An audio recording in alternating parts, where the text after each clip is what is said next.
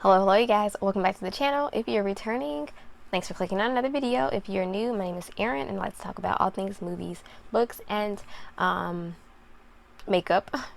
Almost blanked there. But today we're going to be getting into a movie review, the new Firestarter 2022.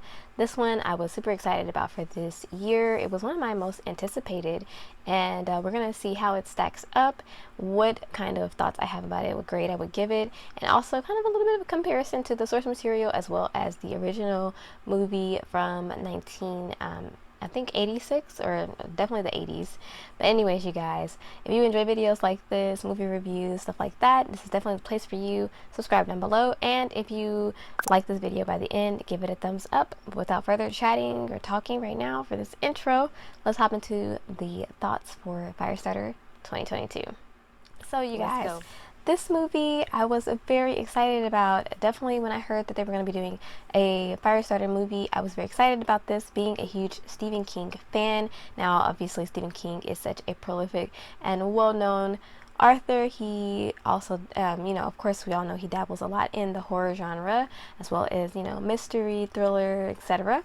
And this one in particular is an earlier, not too early, but an earlier novel. It's been out for quite a while, and it already had a movie adaptation in the 80s that starred Drew Barrymore. So for this one, it's been around, it's a well-known story, but they went ahead and redid it, or basically came up with this adaptation for this year. Now, how does this one stack up to the original story, and what are my thoughts on it? Let's go ahead and hop into those. Right now, guys, let's hop into a little bit of the basic information. This one is based on a novel by Stephen King with the same name, Firestarter, the Firestarter. And this one is, this particular movie is directed by Keith Thomas. It stars Zac Efron, Ryan, Kiera Armstrong, Sydney Lemon, Michael Grey Eyes, Gloria Rubin, and Kirkwood Smith. Now, Kirkwood Smith. Yeah, so this one I was very excited about, like I said in the beginning when I first heard about it, because being a fan of Stephen King, I really do enjoy his work. And this movie coming in about an hour 34 minutes, I was excited about also because Zac Efron is one that I know a lot about. And so I was really excited to see what they were going to be bringing to the table for this movie. Now, in my opinion, for this adaptation, and I'm going to try to keep this definitely spoiler free, but with the material that we're coming from, this story is about a man and woman who were experimented on by this organization that wasn't exactly all the way truthful, but they ended up coming out with these powers afterwards, especially the dad. He had more of a stronger ability after being experimented on, having this consuming this stuff or medicine, and then being experimented on in different ways. I don't remember exactly from the book, but being experimented on and then coming out with these abilities. He developed telekinesis, being able to kind of push people, suggest things, have them do things. And the mother had, I think, like a very mild form of telekinesis. So what did I just say? Did I just say telekinesis? Dad had telepathy. What did I say? The dad had telepathy. He was able to push people and have them do what he wanted them to do, like kind of not mind control, but you guys know telepathy. And the mom had a mild form of telekinesis, which is like being able to move things with the mind. And they ended up having a daughter named Charlie, who is able to create fires from her mind to generate fire. And I don't know how you would say that power. Pyrokinesis? I don't know.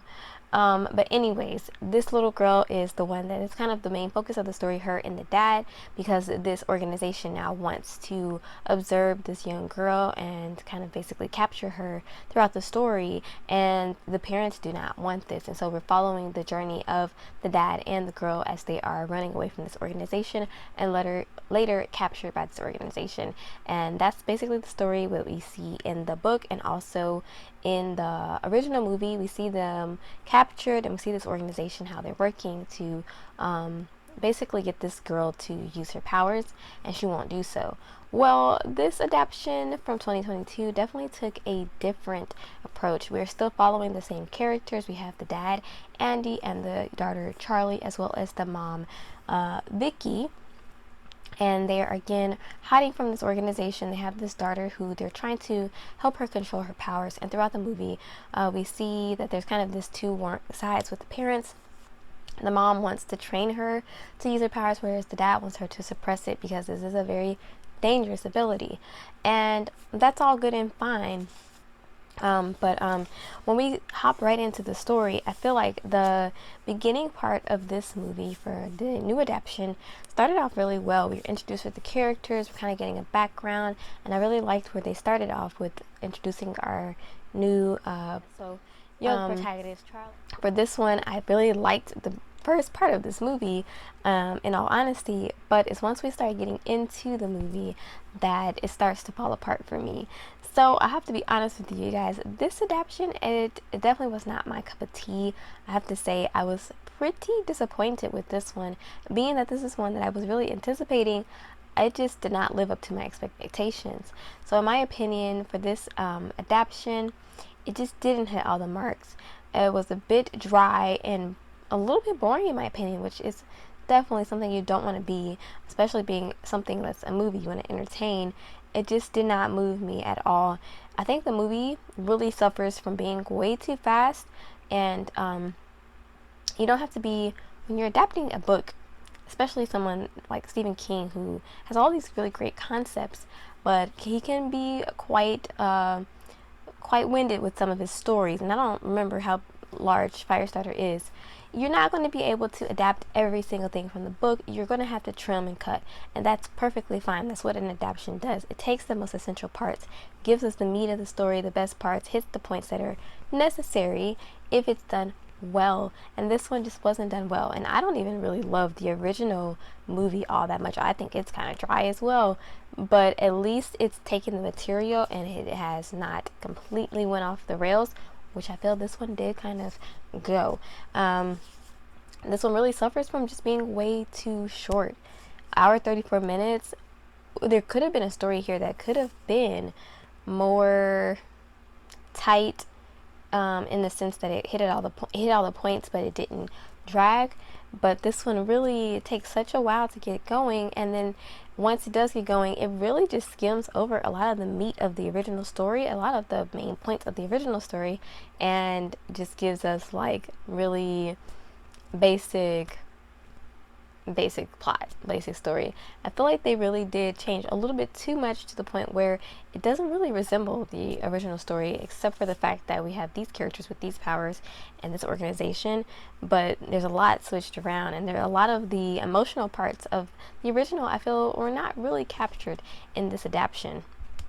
We don't have enough development with the characters at all, and overall I was just very bored with it. Now, I will say the actors in this are all amazing. I think they did the best that they could, and they did good. It's just that I feel like the kind of, I mean, this might be a really a script issue, as well as a story direction. I don't feel like they really captured the actual story, and so there's a huge difference between the original story and this adaptation, to where what happens with these characters once this organization does catch up to them, as well as the character of Rainbird, I feel like was skimmed over in this movie, really had a whole different role, and was not utilized as a real antagonist. He's a really good antagonist in the original one. He was really actually very creepy and just weird and scary, and it just did not pan out that way in this one. It doesn't work. Michael Grey Eyes, the actor, does the best he can, but it just feels like they really they really shorted this character from out of the story. And so yeah, and then my biggest gripe with this is the ending. It's just weird, doesn't make any sense. I don't know who wrote that ending. Seriously, no. It's just a no. That ending doesn't make a bit of sense, seriously, especially with the motivations of the characters, what they experienced in the movie. It just doesn't make any sense. If you've seen the ending of this movie, you know what I'm talking about. So overall, you guys, even though it's Stephen King, and I feel like the director tried to do his best, I feel like the story looks really nice, the movie looks really nice. It's quite polished, it's just not really giving us much for as far as plot, as far as characters, it doesn't really give us much. Yeah, so for me, this one was a complete miss for me, and I would give this maybe like a C minus, maybe like a 2.5 even, possibly even a D. It just bored me, which I think is the biggest sin. You can definitely, as a movie, definitely don't want to be boring, right? Yeah. All right, so you guys, I'm going to end this here. It is quite late and I'm quite tired. If you could probably tell, my energy is probably not the best in this one, but I did want to get this filmed because I don't know when I will have time to film again. And yeah, this is my thoughts on the Firestarter 2022. Let me know your thoughts down below. If you've seen it, you can watch it on Peacock. I would not recommend going to theaters to see this. I wouldn't be very upset if I spent money in theaters to watch this, but I did watch it on Peacock with my family. So yeah, if you have seen it, let me know your thoughts down in the comment section. Did you enjoy it? Do you like it? Let me know why. Of course, we can always have different opinions and still be friends. But yeah, that's it for this video, you guys. Give it a thumbs up and subscribe to the channel, and I'll check you out in the next one very, very soon. Stay safe. Adios.